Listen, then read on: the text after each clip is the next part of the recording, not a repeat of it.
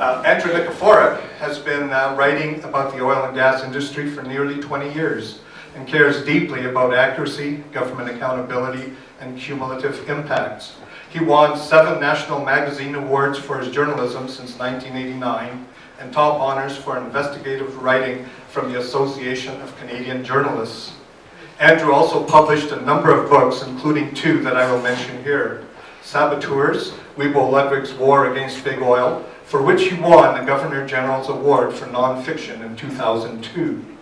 And in keeping with the oil theme, Andrew also wrote The Tar Sands, Dirty Oil and the Future of the Continent, which became a national bestseller and won the 2009 Rachel Carson Environmental Book Award and was listed as a finalist for the Grantham Prize for Excellence in Reporting on the Environment. Andrew was also the first author in residence for the progressive online BC paper, The Tyee. It's a great pleasure to be here. I want to thank the Council of Canadians for inviting both Dave and myself to give this presentation. And he's given you, I think, a very good overview of the money and the money that we are giving away because we're too embarrassed to have a conversation about it. And I'm going to explain to you some of the politics about why we are so fearful to talk about the money. And to explain, in a way, the culture of this province. We have been a petro-state for a long time, and I'm going to define the nature and character of petro-states, who are almost in their entirety are all dysfunctional. And they are dysfunctional political machines because of the money.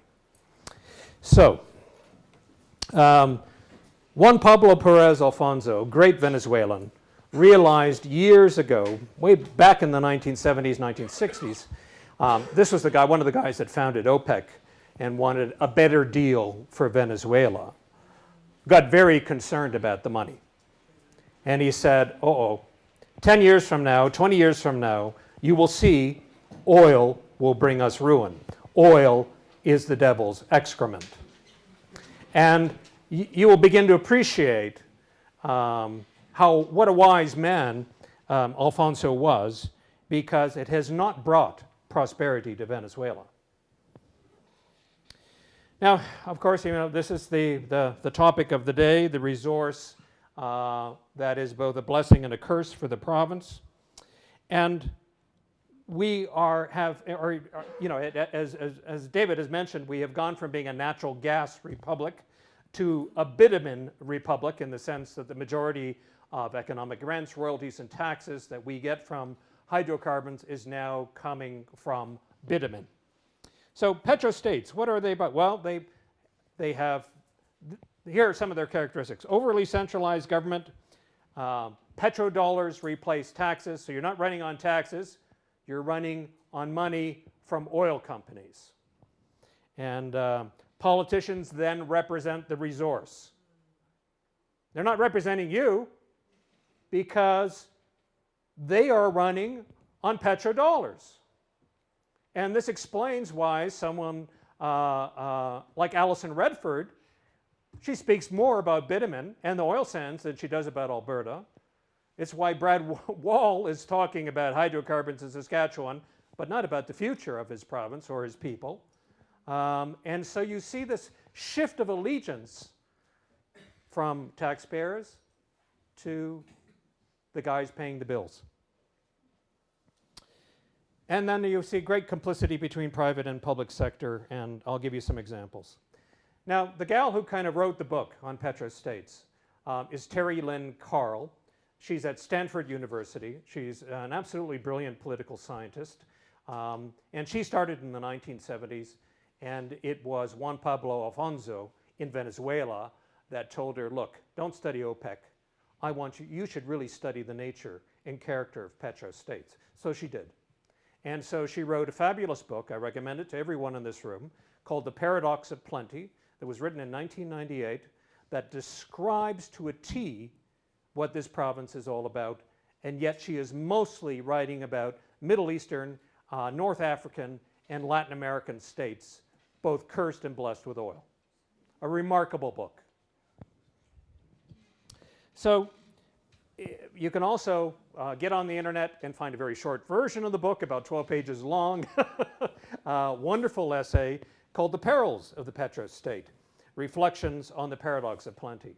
Again, a very brilliant, incisive piece of commentary about why petro-states are so different. Now, what distinguishes the petro-state from other ordinary states is the oil money and the fact that more than 20% of this oil money makes up government revenue. So once you pass the 20% mark, you're in you're in petro country. And in our case, in Alberta's case, we have averaged about 30 to 32% of our revenue on an annual basis comes from the oil and gas industry. So we have been a petro-state, not for a decade, or 2 decades, or 3 decades, but for a long, long time. And so has Alaska, and so has Wyoming, and so has Texas, and so has Louisiana, and so has Venezuela, and Saudi Arabia, and Nigeria, and Russia, and Norway. Now here's what Terry Lynn Carl has to say about petro-states. She says, they rely on an unsustainable development trajectory, okay, just think rapid development in the oil sands, fueled by an exhaustible resource, okay, bitumen's not going to be around forever. There's lots of it, doesn't mean we can economically produce lots of it. And the very returns produced by this resource, the money, form an implacable barrier to change. No kidding. So here's just a graph showing our 30 to 32% return on average, about $8 billion a year we are getting from the oil and gas industry. And then, you know, the great, really unfortunate thing, and Terry Lynn Carl talks about this, is that this money then really creates a divorce between taxation and representation. So when you are no longer, when oil and gas companies are paying a good chunk of your bills, then your government will represent those guys as opposed to us. Now, one of the really interesting things about Norway is that it is one of the few petro-states in the world, and it is, by the way, the 4th or 5th largest oil exporter on the planet.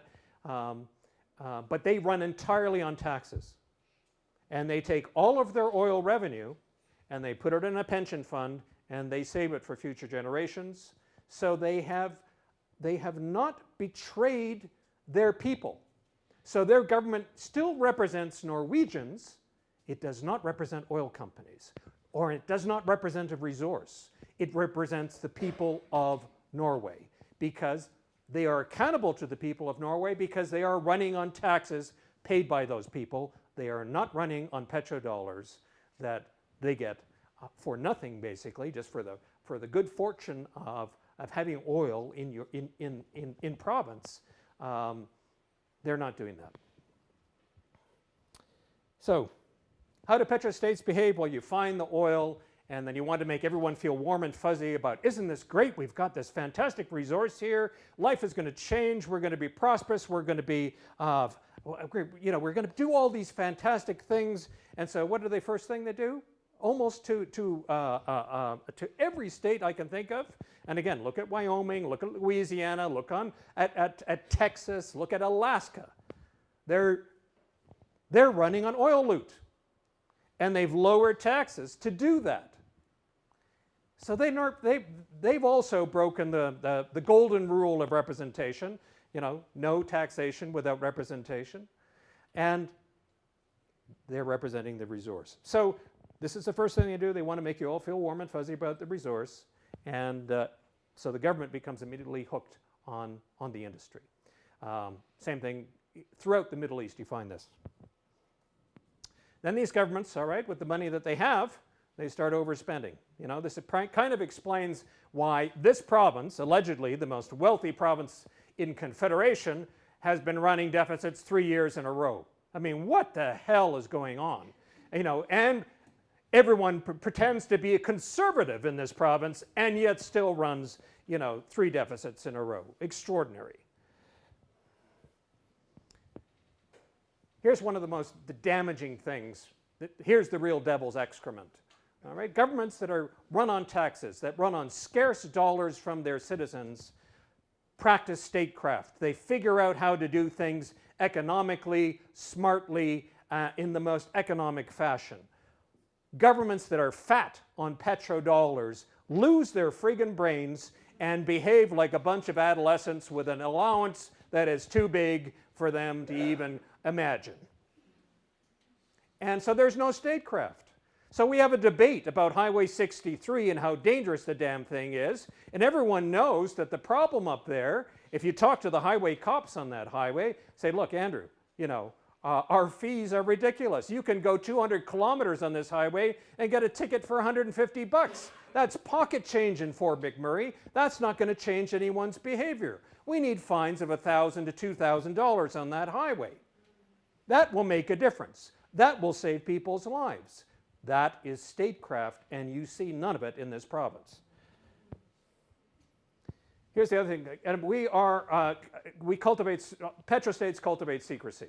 They're secret about the money. They don't want you to talk about the money. They're not transparent about the money. There's no regular reporting about the money.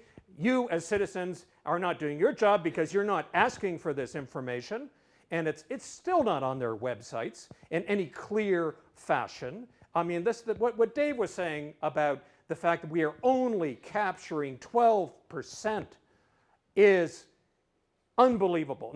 And we've lost that target. There is no target for collection. The Auditor General documented that this government has thrown it out. There is no bloody target.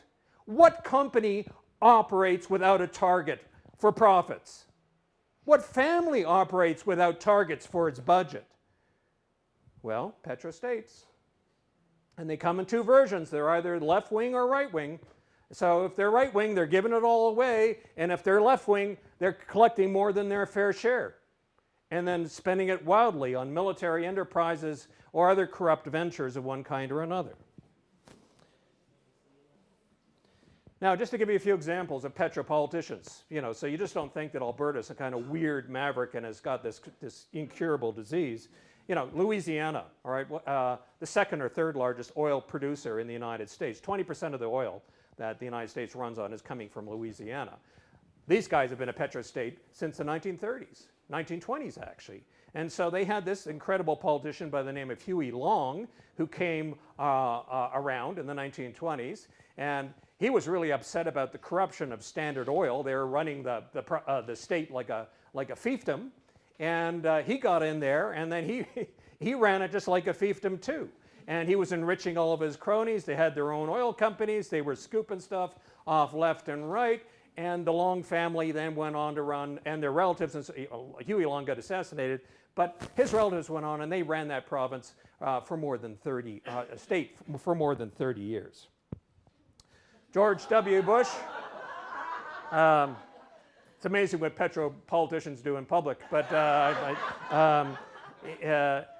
so Texas has sent to Washington, D.C. 4 presidents.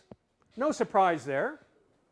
If you really want to understand American politics, look at the states that produce the energy and the oil. Louisiana, Wyoming. Where did Cheney come from? Wyoming. California, New Mexico, Texas. Cheney's a terrorist also.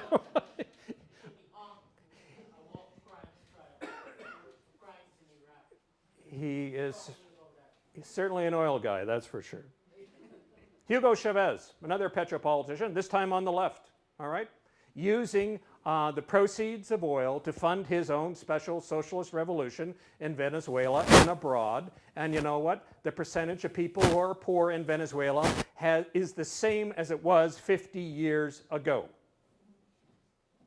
And I can't tell you how many Venezuelans I meet in this province who, when I give talks about the petro-state, come up to me afterwards and, you know, Andrew, you described Venezuela to a T. I said, well, I was trying to describe Alberta. The ever gracious Sarah Palin from Alaska. Okay, what is Alaska? Alaska, that's their economy. It's oil. All right, and here's another populist, right-wing politician who actually did something that an Alberta politician will never do. She raised the royalties in Alaska. When she was governor, that was one of the most remarkable things she did. Not only that, she sat down with the Democrats and she said, how are we going to get this done? Because big oil is going to fight us all the way. And so she raised the royalties for Alaskans. And as soon as she left, the next governor, who was a lobbyist for BP, reversed the decision. Sound familiar? Vladimir Putin, another great petro-politician. In this case, he has nationalized all the oil and gas resources of Russia because he knows that if he wants to keep control of the country, he needs to control its revenue, and this is its largest source of revenue. Here's a classic petro-politician, ruled the province for 14 years. We all called him king. Who the hell in this country calls any premier a king? He was an alcoholic indeed, but symptomatic of how Petro-states work and the kind of politicians they put forward. All right, here's an example. We have among the lowest taxes of any province in Confederation, and this is again a symptom of being a Petro-state. Wyoming, Alaska, Louisiana, Texas, all the same.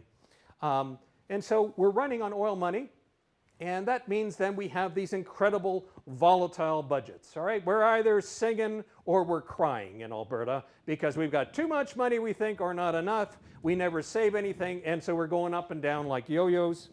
And of course, we have no taxes. So look at the taxes in Ontario, British Columbia, Saskatchewan, Alberta, $141. So, and then what's amazing, here you look at all the different provinces, and you can see the volatility in their budgets. And who's the most volatile? Well, it's Alberta in the big black line going up and down because, oh geez, this year we're running on $8 billion worth of natural gas and bitumen royalties, and the next year we're running on $3 billion, and then the next year it's, $12 billion, and the next year, going up and down. And this volatility is very easy to deal with a little bit of planning and some kind of strategic thinking, but Petro-states don't think that way. They always think that, they don't even think about tomorrow, right?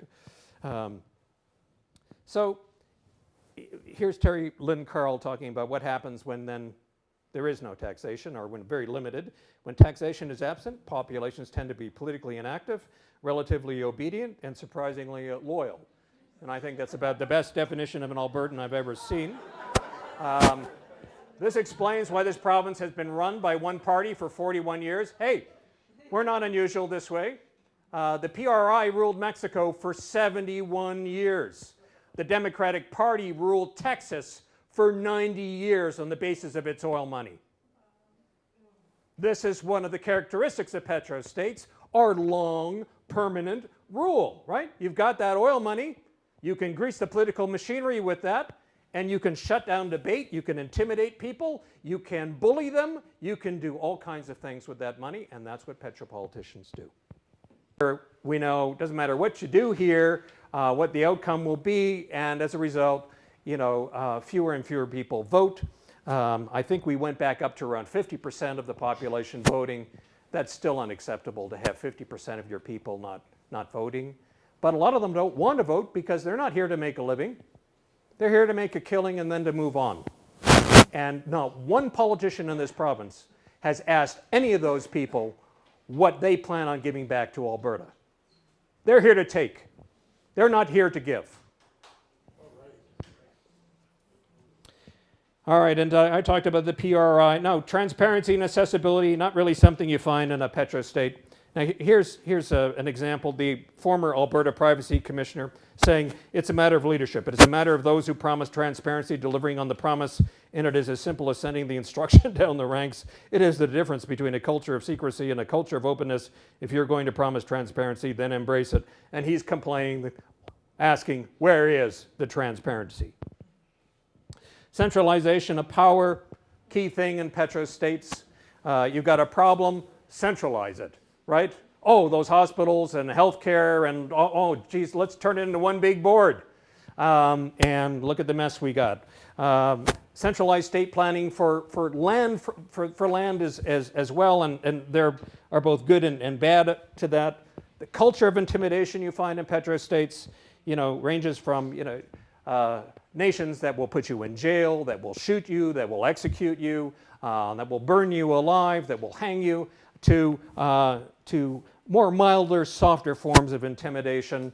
Lauren Gibson, the poor guy, comes into this province, becomes our chief electoral officer, documents incredible fraud, not in this election, but in the former election, and the government doesn't know what to do with the report, and they decide the best thing we can do is fire this guy. So they fired him, and now he's suing the government for unlawful dismissal. He was doing his job. He was pointing out the same kind of fraudulent activity that we recently saw in the federal election, because Alberta's politics has now contaminated Canadian politics. Another example of intimidation, people in Peace River country weren't terribly fond of the idea of having a nuclear power plant up there to accelerate bitumen production, and they were told to remove their signs from their own property. You have this whole history of MLAs criticizing the government and then being turfed out of the mother party. You have the Auditor General raising the same sorts of questions that Dave was raising today about, all right, where are your targets? And why aren't you collecting the money that you said you were going to collect? And the response from the government is that they then circulate a report behind the Auditor General's back saying this: to criticize government decisions and even promote alternative policies is contrary to the principles of Alberta's democracy. That's the province you live in. That's a province that's not reported in your media on a daily basis either. Now, every petro-state has this illusions of grandeur and power because you've got the money, you've got the energy, you've got the oil, and you think you're going to do amazing things. And in Iran, it was going to be a great civilization. Where the hell did that go? In Venezuela, La Gran Venezuela, the Alberta advantage, the Mexican miracle, and all it goes. Oil states, if they were selling bullshit, the world would be an insufferable place. So here's Saudi Arabia. They don't like tourists. They hate tourists. But they've got the world's largest friggin' airport.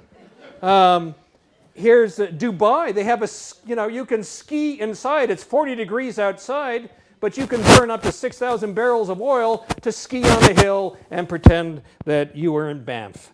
And, here's Norway. Even they get the grandeur. They built themselves $1 billion opera house in Oslo.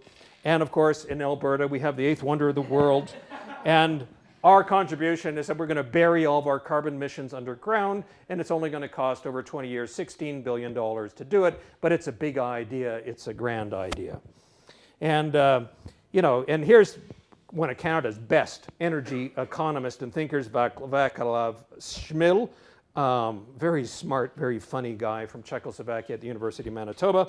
He says, look, sequestering a tenth of today's global emissions would call for an industry larger than or equal to the volume of crude oil extracted by the global petroleum industry.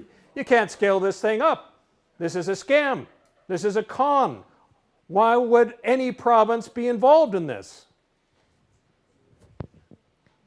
The Dutch disease. You've probably heard a bit about it recently. Alison Redford doesn't believe in it. Brad Wall doesn't believe in it. Christy Clark doesn't believe in it. So there we have the three stooges of the West. All right, all whose incomes are all dependent on oil and gas.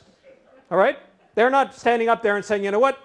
Hey, by the way, a lot of my check is coming from, or about a third of my check is coming from hydrocarbon development in this province. Oh, you're not being paid by taxpayers. No, a third of my income is coming from oil and gas companies because we don't set aside any of that money. Because we don't believe in taxation, by representation by taxation. So the Dutch disease, all right, very simple idea. Once you reach a certain threshold, a certain bigness and scale and size, you are exporting so much of one good that it changes the value of your currency. And this has happened in Venezuela, it's happened in Mexico, it's happened in Indonesia, it's happened in Russia, it's happened throughout the Middle East. It's happened everywhere you have oil booms, all right? And so we've had our boom, and look at our currency. It goes up and down with the price of oil. So we now have a petrocurrency, and why is that? Because 30% of Canada's exports are now oil or bitumen. And that's only at 1.6 million barrels a day. Remember, and David was saying we want to go to 4 million. That's what we've got on the boards. By the way, we're not going to get there because the Chinese economy is going to collapse and a whole bunch of other things are going to happen. And the world market for oil that our government dreams about will disappear. Which is not to say this project still won't be important, but it's not going to grow anywhere near the way our government wants it to. So, the Dutch disease, all right, so Alison Redford, I guess maybe she should read a 2004 report called Energy in the Alberta Economy, Past and Future Impacts and Implications by Robert Mansell, who's a very conservative economist at the University of Calgary. And what is Robert Mansell saying about the Dutch disease? Well, this is 2004. He's saying it's here. And I'll just read from one part. He says, anecdotal evidence of increasing difficulty of some sectors.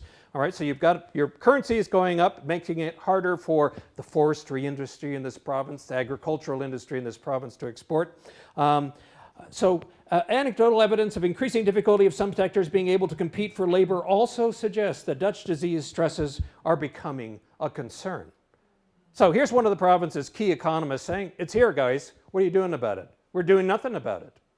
We're letting those other sectors wither and deteriorate. And if anyone's talked to anyone in the forestry industry over the last decade, they're pulling their hair out of their heads because they cannot get labor, they cannot compete with oil and price wages, and they are being hollowed out. And so the Dutch disease works like this. It's based on, it's actually been around for probably a long, long time. Whenever a country gets hooked on a particular commodity that changes the value of its currency, it has a ripple effect throughout the whole economy. So in Holland in the 1970s, they found natural gas. They exploited it rapidly. And at that point, the Netherlands had a very strong manufacturing and agricultural economy. And then they introduced the offshore gas. And it changed all of the dynamics. And the Dutch, you know, and that's what they ended up with. But the Dutch figured it out. They figured that they had to do some things to restore some balance to this economy, which they did. I mean, the Dutch disease is not, you know, it's not like syphilis, for God's sake. I mean, you can actually, you know, and you should have a stabilization fund, you should have a sovereign fund, you should control the pace and scale of development. You can do all kinds of good things so that you can develop this resource without hollowing out the economies of Quebec and Ontario at the same time. Now, here's just evidence of how we've sort of hollowed out parts of the Alberta economy, because the Dutch disease is something that affects this province too. And you can see what happens in Petro-states is that oil and gas kind of takes over, and then you have lots of service. The service industry takes over, and then everything else really withers and has trouble making a go of it. And here you can see agriculture and forestry down at the bottom, and there you can see construction and oil and gas and the service industry doing just fine. And manufacturing is going down, but most manufacturing in this province is tied in one way or another to the petrochemical industry. So here's a report that came out in 2010, again from another conservative think tank in the province, saying the data seemed to point to the correlation between the high Canadian dollar and the decline in manufacturing employment. I could go on, and there was a recent report that the Harper government funded that indicated at least a third of nearly 360,000 to 400,000 in manufacturing jobs that have been lost in the last decade were all due to the Dutch disease. In other words, to our petro currency driven by rapid development of the tar sands, a kind of Alberta's national energy program for the country. Now, you know, here's to confirm what a lot of things that Dave said. Murray Smith, you might have remembered, was our energy minister at one point, gave this fantastic speech down in Austin where he really laid out our strategy here. The model that has worked so well for us is that the royalty structure for oil sands is we give it away at a 1% and share in the risk of these great ventures and great investments. So there he was. He would never say that in Alberta, but he was telling the Americans exactly what we've done as a province. We are giving it away. And one of the reasons this project has developed as rapidly as it has is due to low royalties and low taxes. So there isn't an oil and gas company in the world that doesn't want to come and play in Alberta's magic sandbox because we're giving it away. Well, we'll just go. Oh, now, here's the Government Accountability Office in the United States, a brilliant institution, a watchdog on government spending. Alberta needs something like that institution here. And so here they're looking at government share of industry oil revenues collected through royalties. And now you can see the differences in countries. Well, here at Venezuela, they're pretending to collect this massive amount of royalty, and then they're squandering it on one thing or another. Nigeria, 77%, Norway, 76%, and the majority of that, 90%, is going in their pension fund. Angola, Ecuador, Louisiana, 57%, California, 53%, United Kingdom, 52%, Wyoming, 52%, and what's at the bottom of the list here? Alberta at 39%, and as we know, we're much lower than that now. And evidence from the royalty review just showing how much we really are giving it away. Here's Van Meurs Corporation, which is based here in Calgary, and these guys, this is what they do for a living, are royalty calculations. And he was appalled at the outcome of the royalty review and the fact that the government basically backed away from everything. And he said, look, we're giving it away. We're leaving billions and billions on the table. And here's the U.S. Council on Foreign Affairs, a nonpartisan group. Their report on the oil sands said Alberta has relatively low royalty and tax rates, which promotes greater production, which explains the rapid development of the resource. So there are things we can do about this. I mean, Alberta could set up a sovereign fund.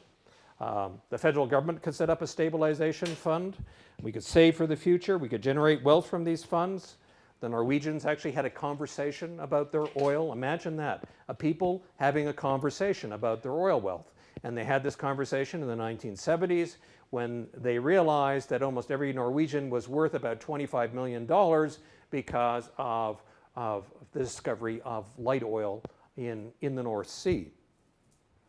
And so the agreement was between parties of the left and the right and everyone in between was we've got to take that money off that table or it's going to destroy our democracy. It's going to undermine us. We'll always be fighting about the money, or we'll always be spending it somewhere in the wrong place in the wrong time to enrich certain special interest groups. So let's take it off the table, 90% of it, and we'll put it in a fund. And this fund is actually now worth nearly $600 billion. And one of the guys that was instrumental in doing this is this fellow, Farouk al-Qasim, who was an Iraqi petroleum geologist who married a Norwegian, who had a child with cerebral palsy, who moved back to Norway in the 1970s, just as the government was warning, okay, we know a lot about fish and we know a lot about trees, but we don't know a goddamn thing about oil. What are we going to do? And within 3 days, they had hired him as their advisor. And this man gave Norway a Norwegian experience with oil. He set up the Petroleum Directorate.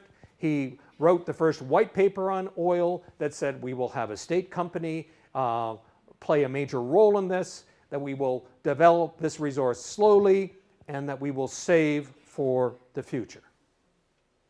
Amazing.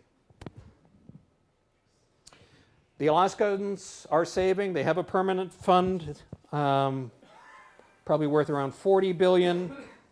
We started the world's first sovereign fund, the first savings bank account. That was the vision of Peter Lougheed. And his vision became, the Norwegians really liked this vision. They said, but you know what, we need to make this different. We need to make sure that politicians cannot loot this pension fund and bank account whenever they feel like it. They closed all the loopholes. Anyway, Lockheed was to have this vision of saving for the future. Ralph Klein, like any good alcoholic, looted it. And so it's virtually worth nothing, and we're not saving. We're not saving for the day when people don't want our oil, or when people, more importantly, can't afford our oil. The Organization for Economic Cooperation and Development. At the moment, Alberta has no framework or long-term goals for the use or investment of resource revenues. The election did not change that issue. So projected trends are all extremely negative for this province. And here's Jack Mintz, who runs the Public Policy Institute at the University of Calgary, which is funded by Imperial Oil, by the way, who comes out with a report that was released on Christmas Eve so that everyone could run out and read it, that said that by 2030, you know, if we don't save $100 billion, this province is going to be in trouble. And he said, and here's Mintz saying this: Alberta should not look like a ghost town in the next century when the resources are depleted. The people running this province are going to make it a ghost town, the way they're running it. And the federal government makes more money off of bitumen in corporate taxes than we do in royalties, which tells you how low our royalties are, and they're not saving anything either.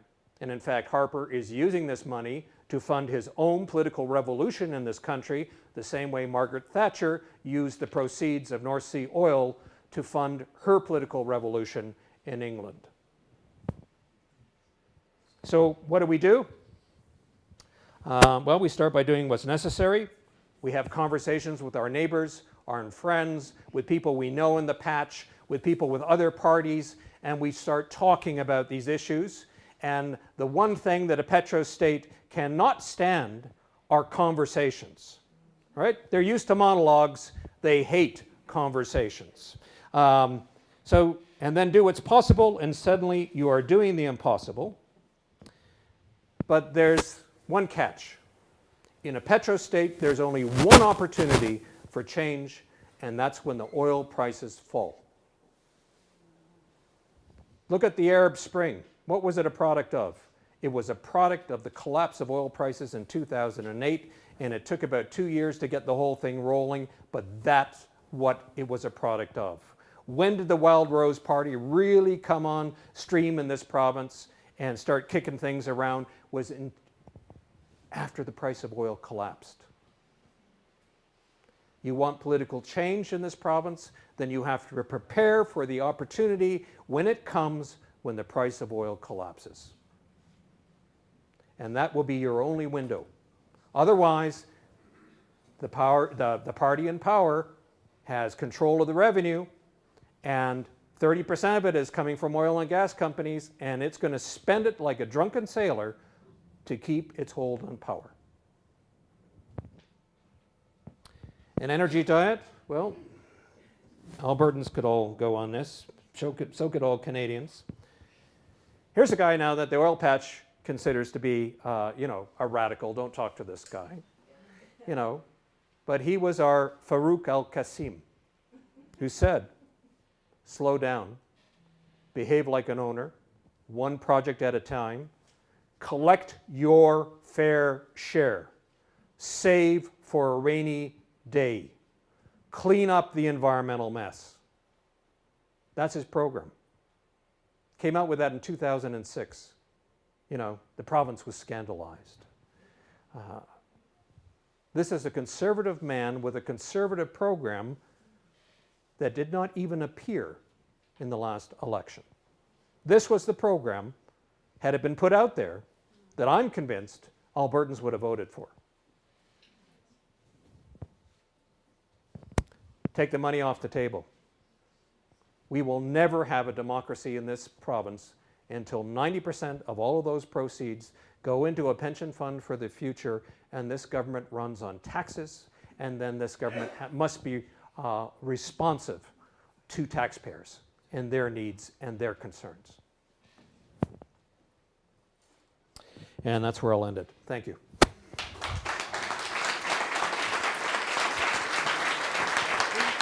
We've gone a little over. Can we take about 5 questions? Sure. Yeah, absolutely. Yeah.